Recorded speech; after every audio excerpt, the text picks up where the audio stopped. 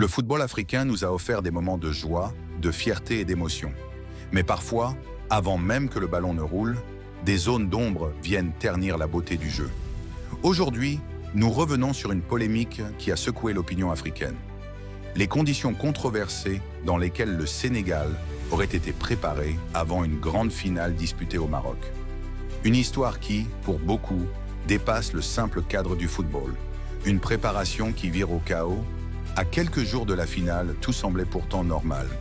Le Sénégal, fidèle à sa réputation, arrive concentré, discipliné, prêt à défendre ses chances. Mais très vite, des informations commencent à circuler. Selon plusieurs témoignages proches de la sélection sénégalaise, les Lions de la Teranga auraient rencontré des difficultés inhabituelles pour s'entraîner.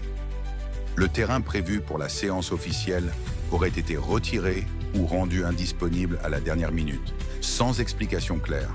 Pour une équipe professionnelle, ce détail n'en est pas un.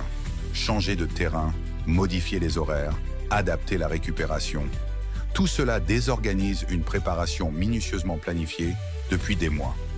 Dans un match aussi important qu'une finale, chaque minute compte. Une pression psychologique avant le match. Dans le football moderne, la bataille ne se joue pas uniquement sur le terrain. Elle se joue aussi dans les têtes. Empêcher une équipe de s'entraîner normalement, c'est créer du stress. C'est semer le doute. C'est tenter de casser une dynamique. Beaucoup d'observateurs africains y voient alors une tentative de déstabilisation psychologique. Rien d'officiel, aucune sanction annoncée, mais le malaise est réel. Le Sénégal reste silencieux publiquement, choisissant la voie du professionnalisme, mais la tension est palpable. Le scandale des billets, des supporters mis à l'écart.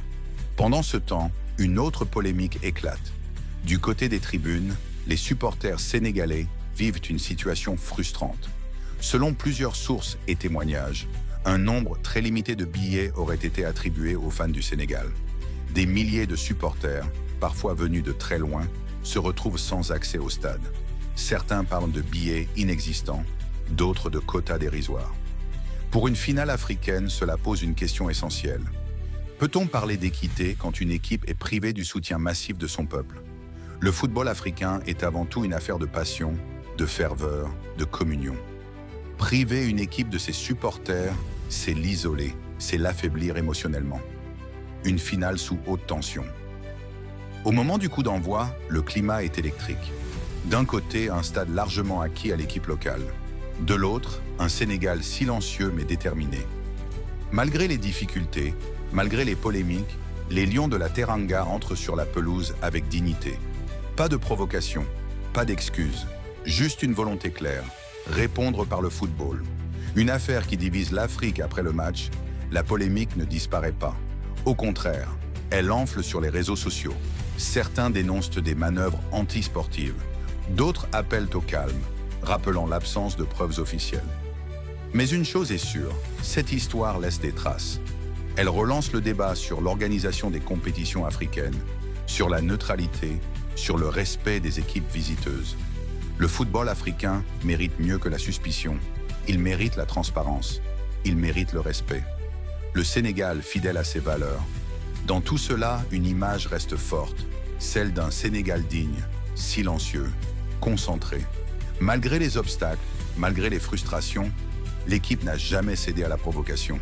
Elle a rappelé à toute l'Afrique que la grandeur d'une nation se mesure aussi dans l'adversité. Cette polémique restera comme un épisode marquant. Non pas seulement pour le résultat, mais pour ce qu'elle révèle des défis que le football africain doit encore relever. Conclusion. Le football devrait unir, mais quand les règles du jeu semblent floues, c'est la confiance qui est menacée. Cette histoire doit servir de leçon, pour que demain, aucune équipe africaine ne se sente lésée avant même d'entrer sur le terrain.